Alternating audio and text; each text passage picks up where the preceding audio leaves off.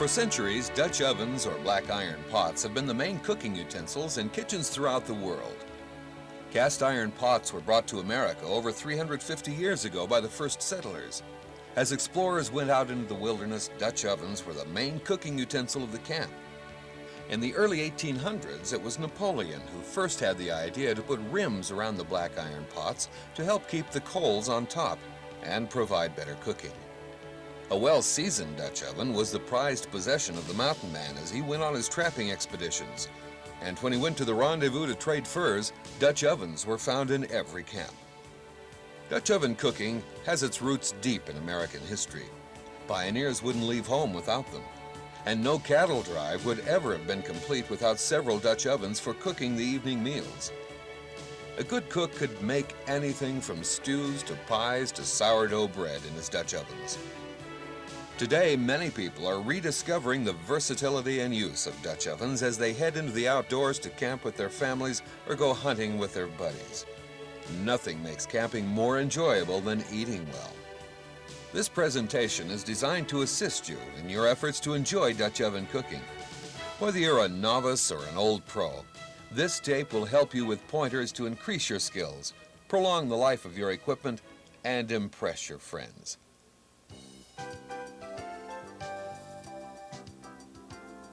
First of all, it's necessary to choose the right Dutch oven for you and your circumstances.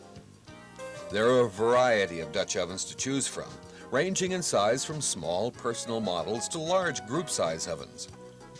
Commercially, ovens range from as small as 8 inches to as large as 22 inches, but the most popular size is the 12-inch Dutch oven. However, you may find that as your skills and knowledge increase and you start cooking for more people, your needs will change, and you may need a larger Dutch oven. Dutch ovens come with varying characteristics. Probably the most noticeable is whether or not it has legs on the bottom and whether or not it has a round lid or a flat one. If an oven is going to be used mainly at home, then one without legs would be more desirable. However, if you're going to use the Dutch oven outdoors, it's suggested that you use an oven which has small legs on the bottom. This gives you the ability to stack ovens on top of each other, thus saving space and conserving fuel for cooking. Also, if you're going to use the Dutch oven outdoors, your oven should have a flat lid with a lip around the outside. This helps in stacking the ovens and containing the coals on top. When you buy an oven, make sure the lid has a tight fit on the lower part of the oven. Since Dutch ovens come in varying depths, we suggest you select an oven that's versatile enough that it can be used to prepare various dishes.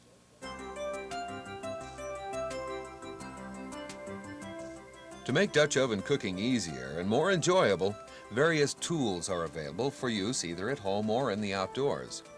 The most convenient tool is a lifter, which allows the cook to lift the lid to check the food, and also to lift the oven off the coals and move it to the serving area. Just as there are many styles of ovens, there are many styles of lifters. Choose one that'll work best with your oven.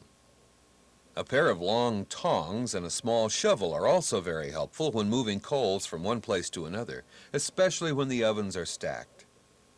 A good pair of leather gloves is recommended to protect your hands, and a whisk broom is helpful for sweeping off the coals and ashes. It's possible to clean the oven enough to be able to serve food directly from it. Check with your Dutch oven retailer for these and other helpful tools they may suggest.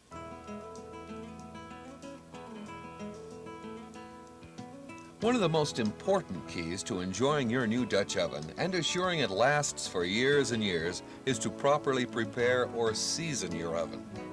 By properly seasoning your Dutch oven, you'll prevent it from rusting. Also, this seasoning will fill the small rough areas in the surface, which will help prevent food from sticking, and therefore make the Dutch oven easier to clean.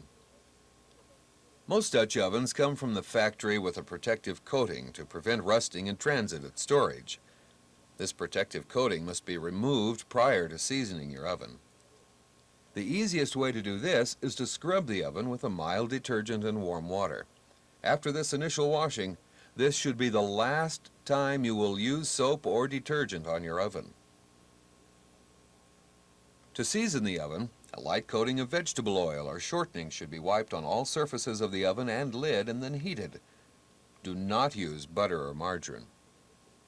Manufacturers differ on recommended baking temperatures and times, but most experts suggest the best way to season a Dutch oven is to bake it in a home oven for 6 hours at 200 degrees.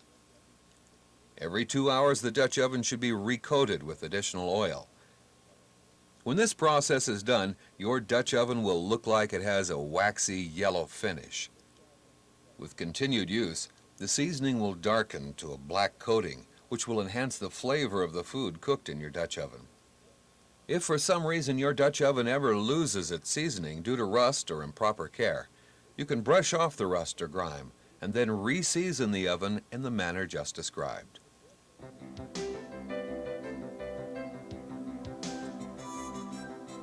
The hardest part of cooking with a Dutch oven is controlling the heat. Too much heat, and your food will burn and stick. Too little heat, and your food will not cook properly. There are several ways to heat your Dutch oven. These include coals from a campfire, a conventional oven in your home, charcoal briquettes, and a gas barbecue. When cooking outdoors, charcoal briquettes are recommended. Briquettes provide a long-lasting, even heat source. To eliminate the need for lighter fluid, there are various other methods of starting the charcoal. One method that can take 1/3 the time of conventional methods involves using a charcoal starter made from a 5-gallon can with a hole cut out of the side and a wire grate placed in the center of the can. Or one can be bought from your local Dutch oven dealer.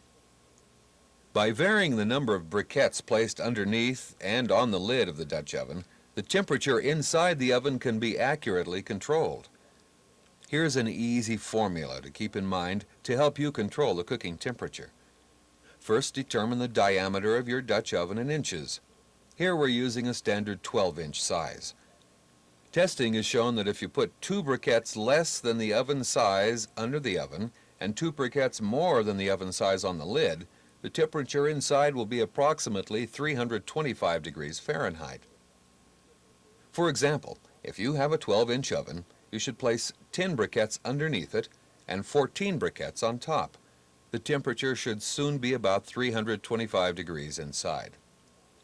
For every pair of briquettes added to the top and the bottom of the oven, you'll raise the temperature in the oven by 25 degrees.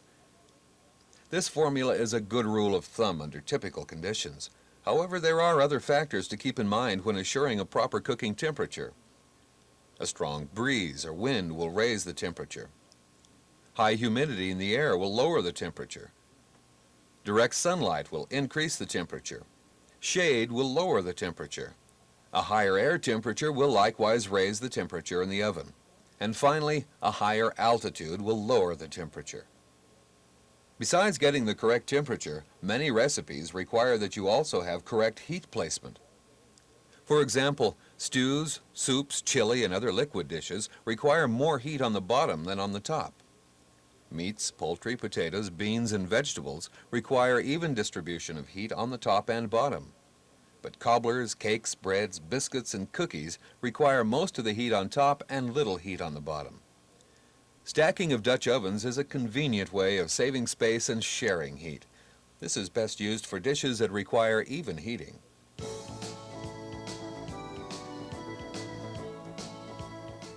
Many people feel that the use of Dutch ovens is limited to camping in the outdoors.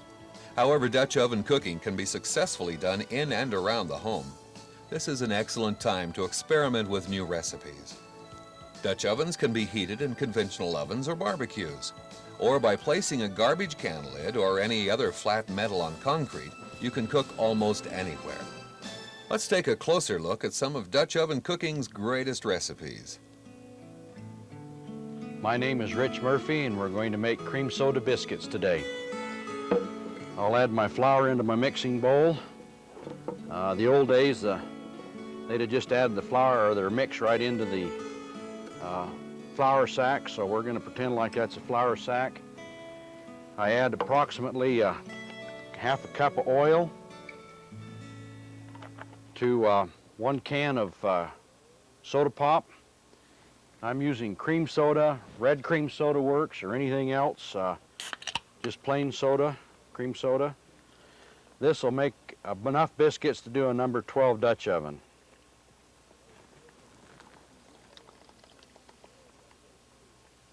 Part of the trick in making good Dutch oven biscuits this way, or biscuits this way, is to slowly add your flour to the moisture. You only want enough flour to cause it to become dry like your biscuits would normally. So I'm just adding a little bit at a time. Stir those in. Now this recipe can be used not only for biscuits, it could be used for scones, it can be used for bread, like breadsticks. In fact, we use this same style of mixing if we use sourdough. Just adding, and by the way, I'm using self-rising flour so that it has all the ingredients mixed in it that I need. Now you just roll that flour in a little at a time. The least amount of flour you use, the lighter your biscuits will be. You want to just roll in enough that it doesn't stick to your fingers, indicating that you've absorbed all the moisture that dough's going to. Once you've reached that point, I've got a little plastic sheet that the Tupperware folks makes this real handy for these temporary tables when you're out in the wilderness or at home, wherever you want. A little flour on my hands. They don't stick. Just need that sufficiently to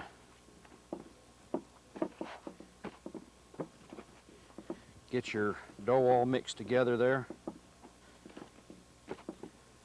Roll it out. You don't have to have it perfectly smooth. You see a little bit of a layered effect there, and that just makes your biscuits nice and flaky like.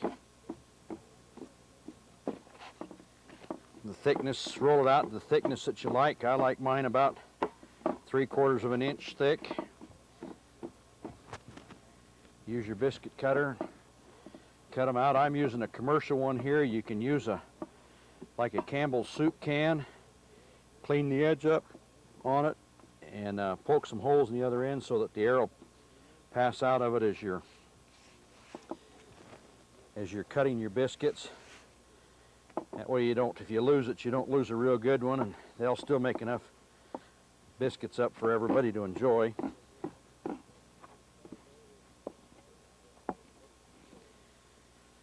Again, sourdough works the same way, or any of your other favorite bread doughs. Now I've preheated my oven. I'll set the lid off. Add some oil to my Dutch oven to make those biscuits nice and golden brown on top as well as on the bottom. You can dip them in and then oil both sides.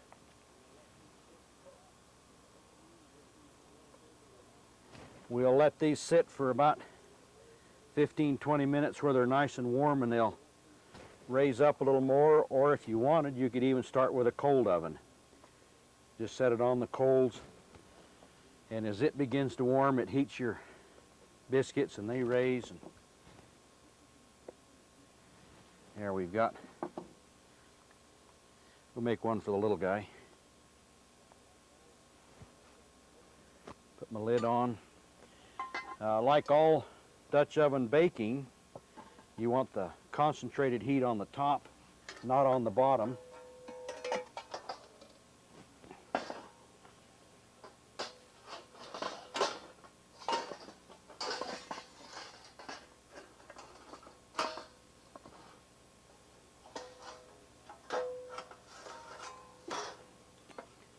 Spread my coals out. Check them in about 10 minutes to make sure my heat's not too hot on the top or bottom. And we'll have biscuits in about 20 to 25 minutes. Alrighty, I've checked the biscuits once. They were just about done. Let's check them and see how we are. Oh, I think they're just like Mother'd like. Nice golden brown. Now those are going to be hot, so be careful when you lift them out of there. There we go. Ready for the butter and the orange marmalade.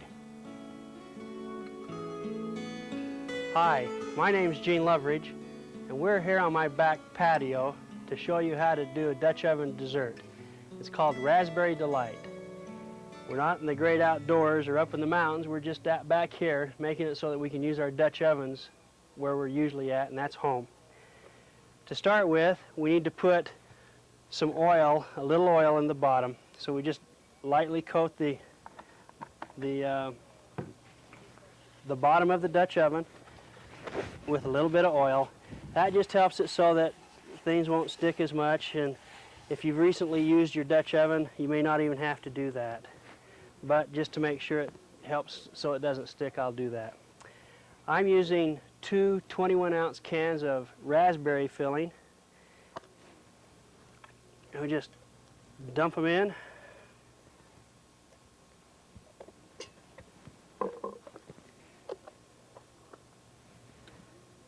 And spread them around with the top of the lid. Get it evenly distributed throughout the Dutch oven. Next, we just take a cake mix. I'm using a white cake mix, but if you like apples or cherries or something different than raspberries, you can use whatever you'd like. Take the cake mix and pour it on top. Spread it around a little bit. Then take a 12-ounce can of 7-Up and just pour it on top. And then what I like to do is I take the top of the can and just mix up the cake mix with the 7-Up just a little bit. Gives it a little smoother texture. Some like it rough and some don't. Now if you wanted to, you could take a little Jell-O mix and pour on top. Makes a glaze on it, but I'm not going to do that today. After we've got that done, we take the lid, put it on, and like I said, I'm on my back porch or back patio, and so I've got an old 55-gallon drum lid that I use here, and I'll use that to put the briquettes on so that I don't destroy the cement. Now, because this is a dessert, we're going to do most of our cooking from the bottom down. So I'll place anywhere from 6 to 8 briquettes around the bottom of the Dutch oven. Put the Dutch oven on top, and then place briquettes around the outside.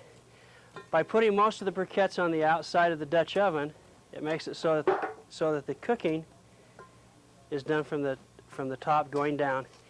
It makes it also so that the fruit fillings that you put in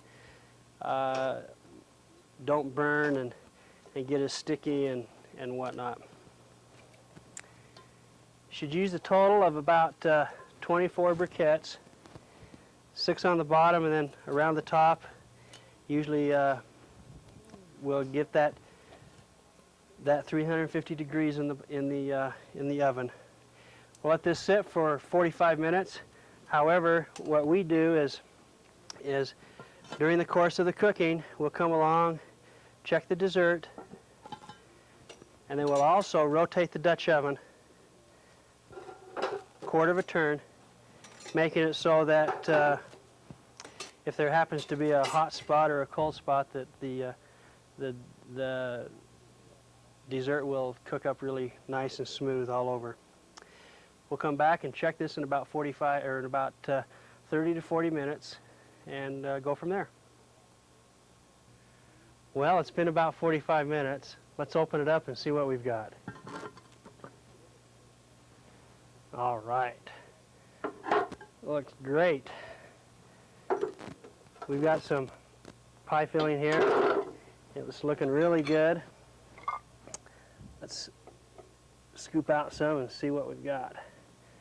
Now, I like it with raspberries. Of course, you can have anything you want. If you like cherries or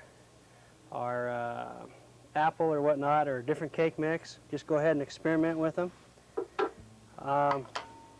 It's really good if you just take some Cool Whip, put it on top, and go to town. That's Raspberry Delight, my favorite. Hi, I'm Richard Cowley. I'd like to show you one of my favorite recipes. We're going to use prepared dough that you can buy at any grocery store. We're going to have 3 loaves of bread cut out, and we're going to slice these into thirds here. And then this has been raised quite a little bit, but it's just about right to work with. What you want to do is put this into 3 equal portions here, and it's one of the simplest recipes I've been able to get my hands on. What we're going to be doing now is roll this out into strips like this, and we want to put these strips about the same size as this breadboard here that we have. After you get them somewhat near the length here, then we want to put a few sesame seeds on. Sesame seeds are one of the neatest things you can put on bread dishes, and you can put just a few on the board here and let that bread just kind of eat them up. As you can see that they gather that up really easily, and you do that with the whole breadstick there, and just lay that aside. And then you go to your next piece of bread here, and bring that out the same way. We'll pour a few more sesame seeds here, and roll them up into it. It's a really easy dish to make if you know how to braid. You have to braid these things after you get these all put together. This bread's working out really nice. It's just the right consistency, and these sesame seeds will be absorbed and gathered up in the oven. What I like to do here now is to take the lid off of this Dutch oven and set it just kind of right here, so we can get all of the strings of the bread all together here. And we'll just set that lid on it to kind of hold it so we can have our braid. And we'll just begin to braid this bread. The reason we're braiding this bread is because we want to pull it apart. Just a finger bread is what it's going to turn out in the oven.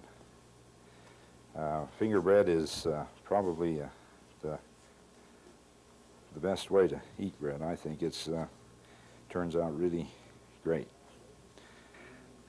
Okay, now we got this bread all braided. We're going to place it in this oven that's kind of been tilted for your convenience.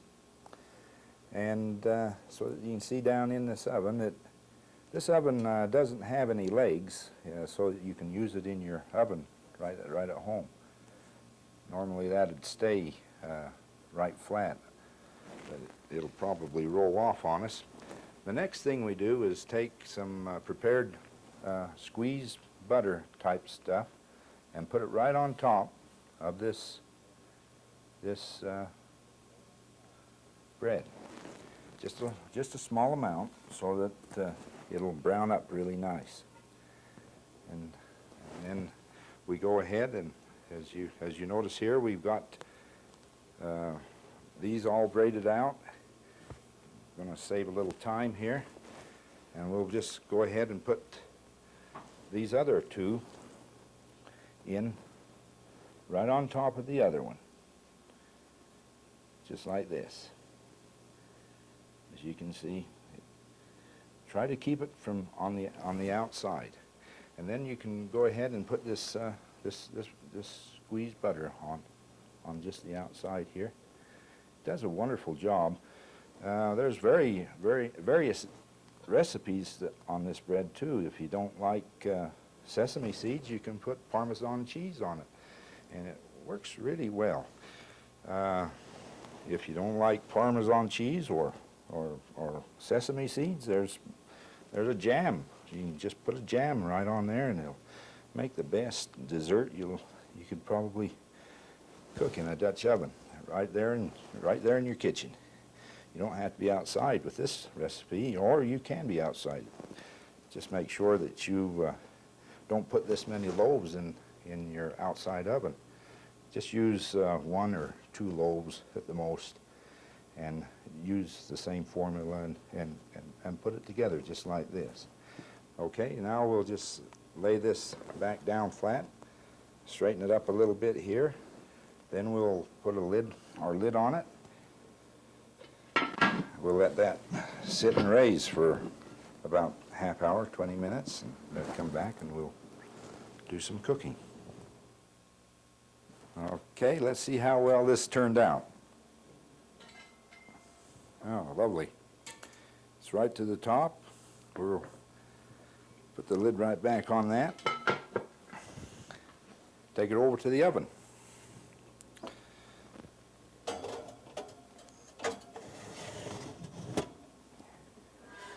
We'll bake this at 350 degrees for 45 minutes, and we'll just see how well that turned out.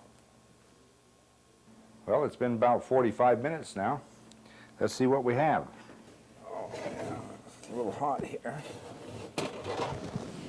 Smells good.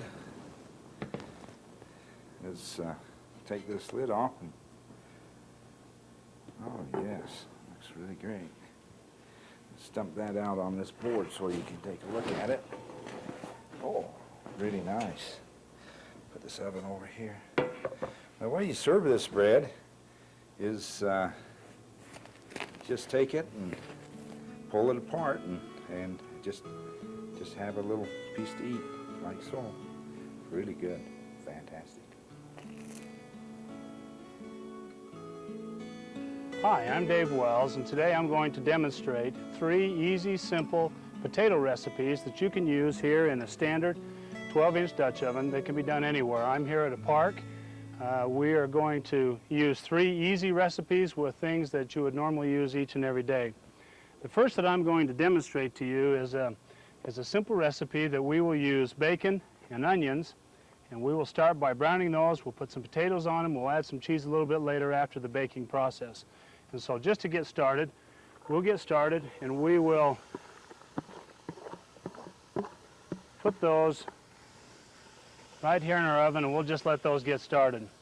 To show you just how simple each of these recipes are, all I have done here is I have simply diced up the onions, cut the bacon in small pieces, and put it in my oven. You'll notice that I've placed my oven on top of my briquette starter. As the briquettes warm up, we'll just let that sit right there and brown, and we'll get started with two of our other recipes. Over here, I've just taken some potatoes and I've sliced those and placed them in a pan of water. We'll just simply place those potatoes here in our oven.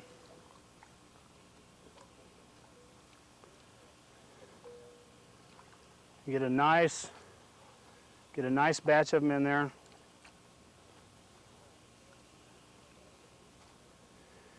And then I've cut my potatoes just a little bit of a different way for my third recipe, and I've cubed them up, and I'll put these in here. Again, you'll notice that as we put them in there, we're not adding any additional moisture.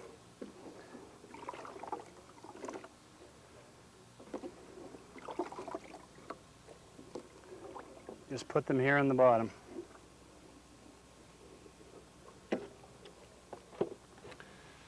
Okay, we'll come over here and we'll check on our bacon. Looks like it's cooking really nice, starting to cook around.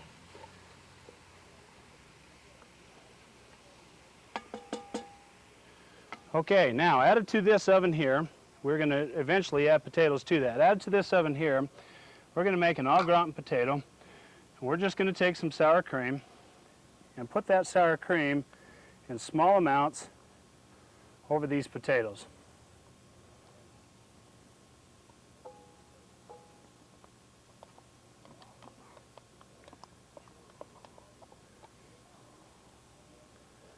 Here is one of the these are very convenient, these little paddles. They make it very nice to quickly get everything put into your recipe. Now, on top of this sour cream, we've grated some cheese.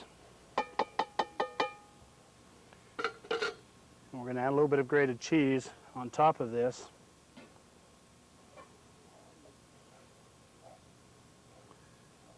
And just cover these potatoes.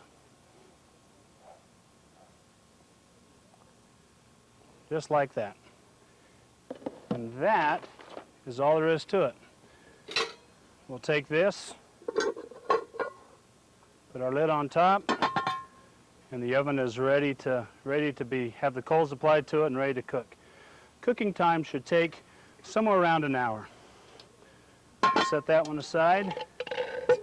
For this one here, to begin the cooking process, we're just going to take some mushroom soup,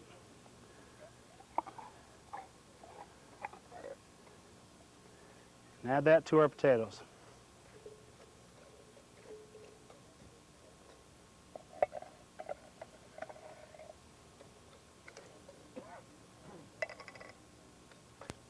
I like to, in this size of a recipe, use 2 cans. It makes it real soupy and gives it a lot of flavor.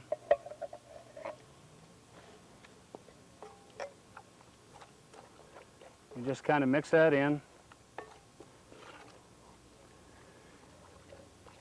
Now in this particular recipe, we will not add the cheese until the very end of the cooking. Once again, that's all there is to it. We'll put our lid on it, and this one's ready to go. Okay, we come back here to our bacon, which is browning very nicely, starting to cook a little bit. We'll just let that continue to cook. While we were away, I went ahead and have placed coals on this oven, and as we have discussed earlier, we have stacked these ovens to conserve space. The heating that is required for this type of a recipe needs to be an even heat. We need to have an equal amount of heat on top as well as on bottom. And you'll notice that I have 14 briquettes on top, another 14 placed around on the bottom, so that you have a nice even heat that will heat directly from the top and from the bottom, evenly cooking the recipe. Also, by doing it this way, we have conserved space. We're stacking. We've started out with briquettes on the bottom and placed them on each level, and we will continue to stack and stack this 3 high. We have got our bacon and our onions cooked now. Everything is browned. It looks really good, and we're ready to go. We're ready to place this on. And so I'll simply take this oven and I'll place it on top.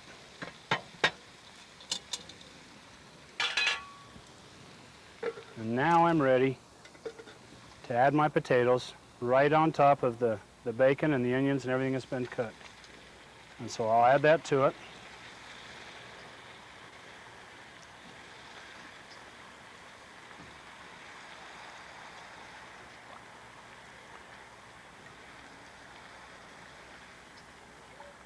One of the really neat things about a Dutch oven is its ability to evenly cook. You don't have to worry about mixing and things together. It just evenly cooks. We'll just place our potatoes on top like that.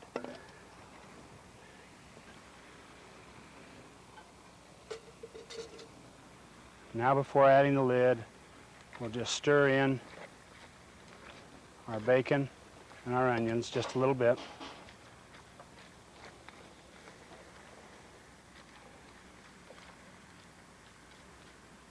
There we are. We're ready to add the lid.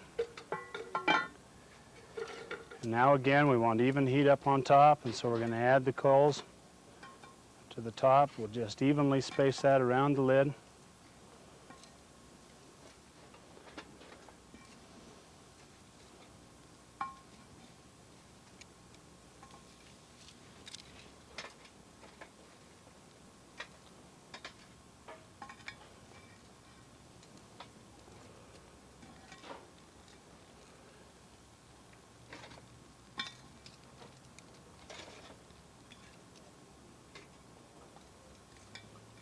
You can see how handy these tongs are for placing. Another handy tool is this shovel to take the briquettes right from your starter and to place them down on the lid. And then it's very easy to add additional heat as your coals die down to each of the layers of your stacked ovens. And they just slide in very nicely where you've got the legs there to hold them apart. And you can add heat wherever heat is necessary depending on how long it takes this recipe to cook. This particular recipe of potatoes each will take somewhere between 45 minutes and an hour. And so we're ready to go. We'll just keep an eye on the coals, and as they die down, we'll add additional heat so we maintain uniform heat. And we'll continue to check our recipe and to make sure that our dinner's cooked and ready to go. Okay, it's been about 40 minutes, and let's have a look, 45 minutes. Let's look and see how we're doing. Take this one off. Oh yeah, looks like this is all cooked, and we're now ready to add the cheese. We'll add the cheese, and then let's give it about 5 more minutes, let that cheese melt, and that'll be ready to eat.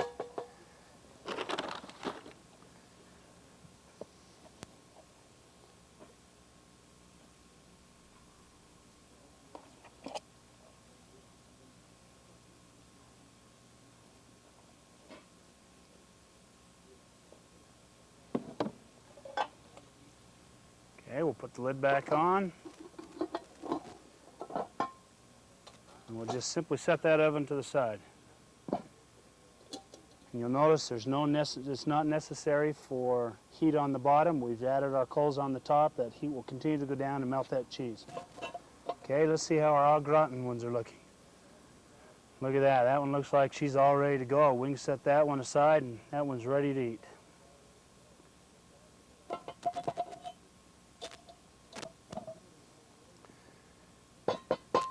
Now what we'll do while we're waiting for everyone to get together, we don't want our potatoes to cool off. We'll leave just 3 or 4 coals on there to keep it warm while we wait for everybody to get together so we can eat. And we'll just set that oven right off to the side. Okay, we're ready for our last one. There we go. Again, that one looks really good.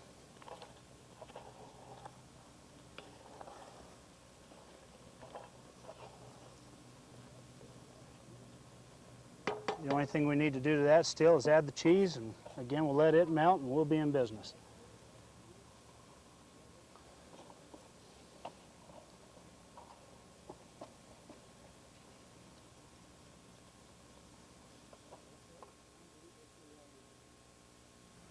Okay, it's time to eat. Let's see how we've done.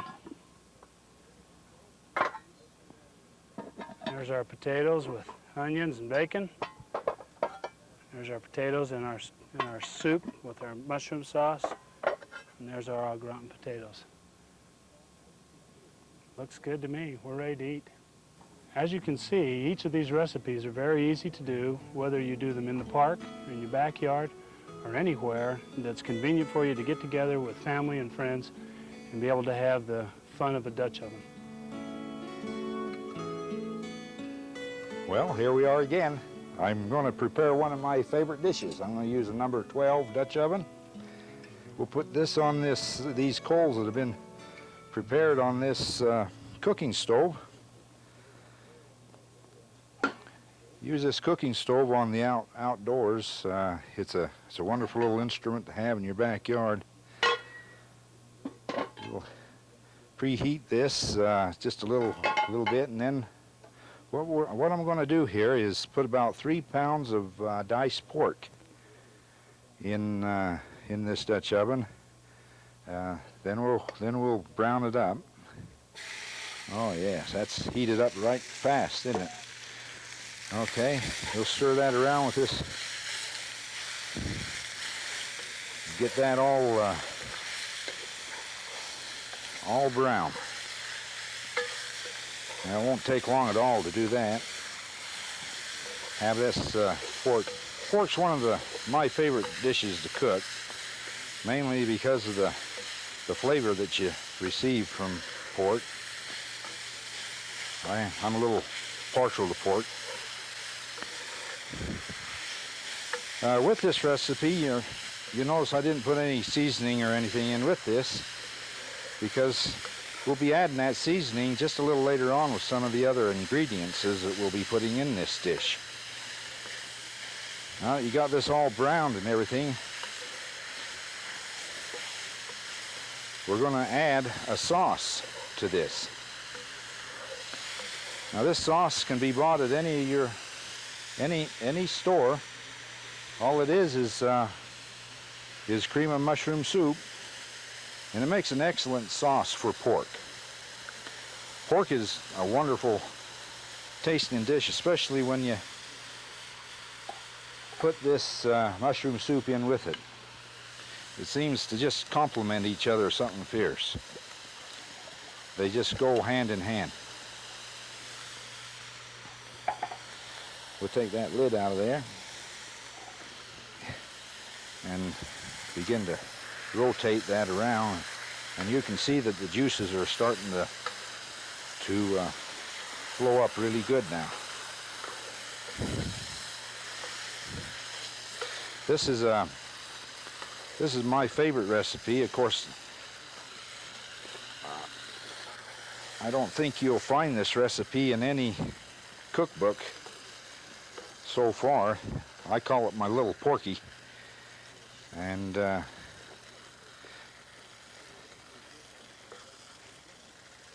what we're going to do here now is let that simmer for about 45 minutes, just on a lower heat. Let's take that off the heat and put it on a little bit lower heat and simmer for 45 minutes. And then I prepared some coals right here so that so we got enough heat on the bottom just so this starts to simmering all the way around. And we'll come back in about 45 minutes and we'll add some more ingredients to it. Okay, let's see how this is coming. It's been 45 minutes now and it's been simmering away. The reason we spend so much time just simmering the pork is to tenderize it. In a sauce, especially in a sauce, it just tenderizes it, makes it taste really wonderful. Okay, what we're going to do now is put about 1.5 pounds of mushrooms on top of this now.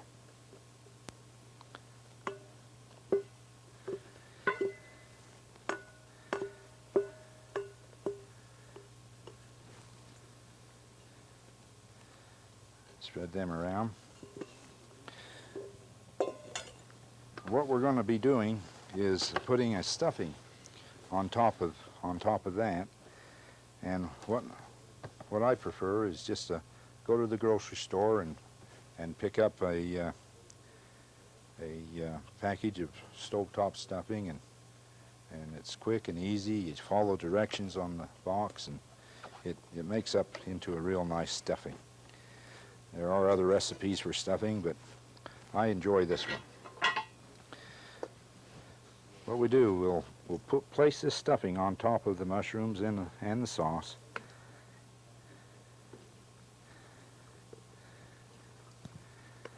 Just like this. And then we'll bake it for another 30 to 35 minutes. As you know, stuffing doesn't take a whole lot of time to bake. When we know that the mushrooms, they bake too long, you won't have very many of them. So that's the way it'll look right there, just before we put on the top coals. We'll put our lid back on. Then we'll put coals on top of the lid. We're going to be doing baking from the top down, basically here, and it's going to take about 14 to 18 of these coals to take care of the necessary heat requirement to finish baking this dish. It's It's one of my favorites. I've fed it to many people, and I know that you'll enjoy it just as much as I have enjoyed it. Let's take a look at what we have. It's been about a half hour. Oh yes, excellent. It's brown on top. You can see here where it's been bubbling up through.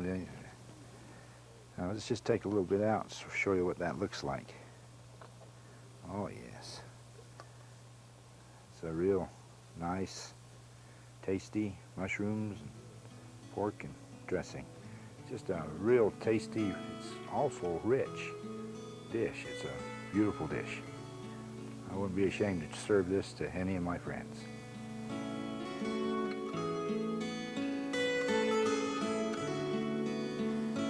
Good morning. We've moved now up into the mountains, and I'd like to show you how to do a mountain man breakfast this morning. It's all-in-one. What we've done already, we've pre-cooked our sausage. I used 2 packages of 12-ounce sausage that you can buy in the store. Cooked it up and put my sausage over in the lid. We've taken a loaf of bread, taken all the crust off the bread, and you break it up. You do this after you've pre-cooked your sausage. You break it up, and then I've already broken these other bread up, and you just spread it in the bottom of the Dutch oven like this. Spread it out to where it's evenly distributed, and then I take 18 eggs. I've got the last 2 to put into the group here, and put them in, and then you put 1/3 of a cup of water in there, and what that does is it makes the eggs so that they are fluffy. After you put the water in, you stir it up, mix it all up.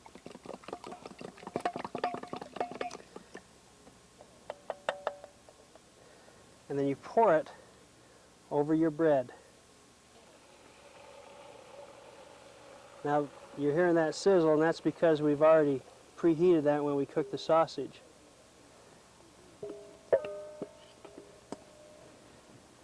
Just soak all the bread with the eggs.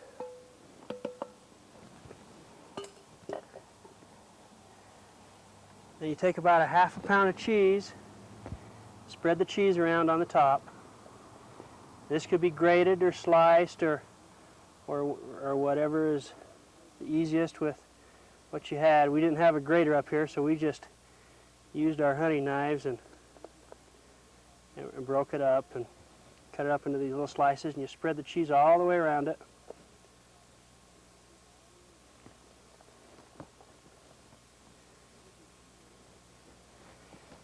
And as you do this, you try and get it somewhat consistently spread around so that it will melt evenly.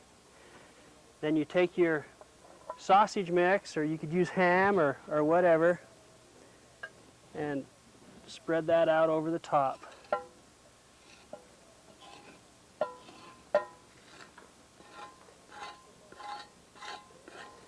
After you've put that on, you just spread it out on top, evenly distribute it,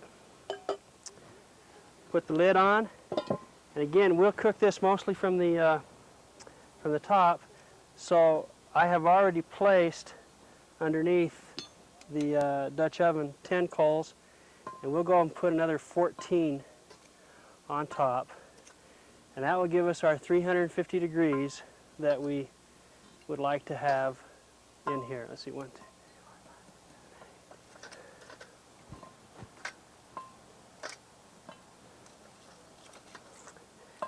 Let this cook for 30 to 40 minutes.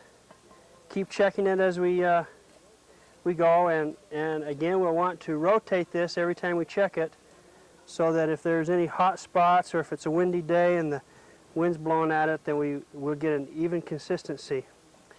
We'll let that go for 30, 40 minutes and see what it looks like when we're done. Well, it's been 35 minutes. Let's take a look at this and see what it looks like. Oh boy, that looks so good. This dish will serve, depending on how big and people are hungry, anywhere from 15 to 20 people. But when you get done, that's what you have.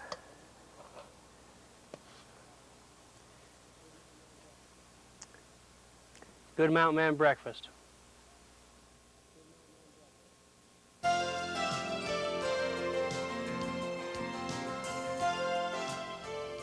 Now that the feast is over, it's time to clean up. Fortunately, you've used a Dutch oven which has been properly seasoned. Cleanup is a snap. The proper method of cleaning a Dutch oven is to first scrape out any large particles of food left in it. Next, place some water, but no soap or detergent, in the oven and reheat it by placing it on an open fire or some other heat source until the water is warm. Now simply scrape off any residual food. Wipe it dry, and then put a thin layer of vegetable oil or shortening on the inside of the Dutch oven. Wipe out any excess oil. Burning out your Dutch oven is not recommended, as this will require you to repeat the entire 2 to 6 hour seasoning process. Dutch ovens should be stored indoors with wadded paper towels or newspaper sticking out to allow air circulation inside and to absorb moisture. If the next time you go to use your Dutch oven you notice that the oil has become rancid, reheat the oven until the oil is liquefied and then wipe out any excess oil. Next, rewipe with fresh vegetable oil or shortening. Now that you have the ABCs of Dutch oven cooking done, go out and have fun with your Dutch oven. Experiment with new recipes and find your family favorites. For further information on Dutch oven cooking and for help in obtaining additional equipment, tools, or recipes, please write to the ABCs of Dutch Oven Cooking, P.O. Box 1794, Orem, Utah, 84059.